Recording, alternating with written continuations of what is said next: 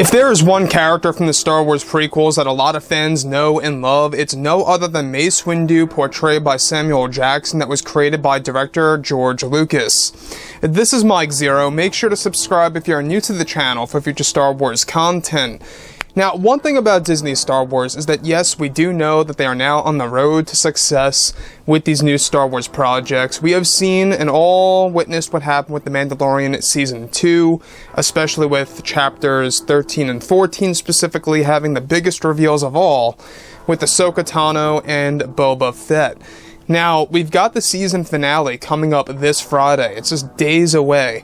And a lot of fans are just really on edge here as to exactly what Jon Favreau is going to do and how it's really going to set up Season 3. Now, mind you, Season 3 and 4 are going to be done back to back. They're going to be worked on pretty much at the same exact time, and it's because, well, we've got Season 3 coming out in holiday of 2021, and then we've got Season 4 coming out in 2022. We're not quite sure exactly whether it's going to be October or December.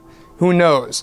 But on top of all of this, what's really exciting all has to do with Lucasfilm's ambition with the future of the Star Wars universe and exactly how they really are taking advantage of some of the most beloved characters out there. They already did it with Ahsoka Tano, they already did it with Boba Fett, and they have a lot more unannounced Star Wars projects in the works that will debut, or be announced, I should say, next year in 2021. Now, on top of all of this, what's really intriguing all has to do with Mace Windu.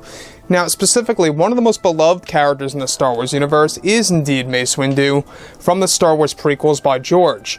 Now, with George, John, and Dave developing a brand new Star Wars universe for the fans that will expand many of the core characters, they are also developing the expansion of Mace Windu, portrayed by Samuel Jackson once again.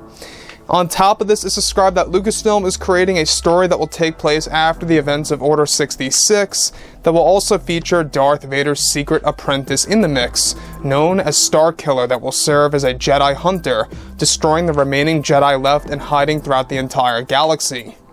The Mace Windu project is set to feature an underground Jedi academy that Mace Windu will form to combat against the Empire, Darth Vader, and yes, even Starkiller in the untitled project that is in the early development phase. Lucasfilm is indeed set to give Mace Windu a very significant and different appearance and design in the new project for Disney Plus that will give fans a story of Mace Windu's survival and how he was able to live and escape the world of Coruscant during Order 66. Windu is set to debut in The Mandalorian Season 4, which is set for a release in 2022, that will then branch off into his own project on Disney Plus sometime in 2024, in a similar way to how Ahsoka Tano is being treated by Disney. Now, let's stop right here for a second. This is a very interesting transition because one of the most beloved characters, like I say, there's a handful of them out there, but we've got Anakin, Luke, Han Solo, Mace Windu. Now, what I like so much about Mace Windu that obviously a lot of fans do respect is the fact that, we had him in all three prequel trilogy movies. He was a very consistent character in the prequels. And it wasn't just that, he was very well written.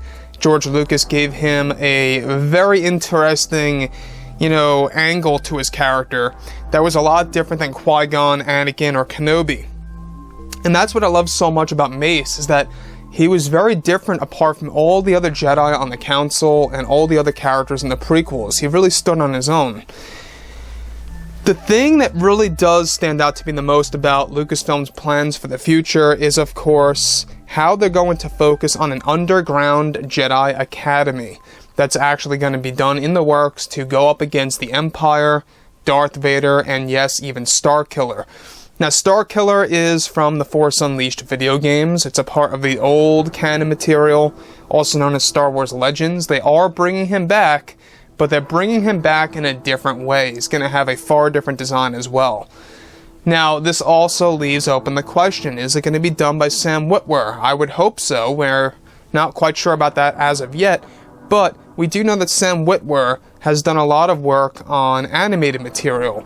Now, given that, of course, they are going to use a lot of next-generation CGI work in the new projects to come. In fact, The Obi-Wan Kenobi series is labeled as an event series. They really want to make it movie quality, and that's exactly why it's going to have a higher budget than The Mandalorian. It's going to have a very good quality design to it that's going to make it have the same exact tone to the prequel trilogy movies, giving it a direct sequel feel.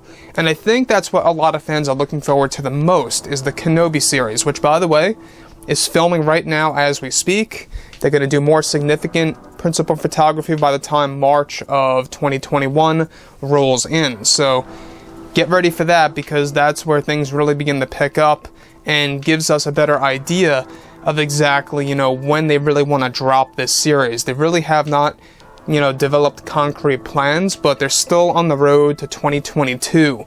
It could very well be in May. They could very well stick with the traditional movie releases of what they used to do and have Kenobi drop in May of 2022. They could absolutely do that. So, like I said before in the past, guys, drop a comment below. Let me know about all of this in the comments, and if you guys did enjoy the content for today, do make sure to drop a thumbs up on this video to support the channel. I thank you all so very much for the kind support, and I'll catch you guys next time.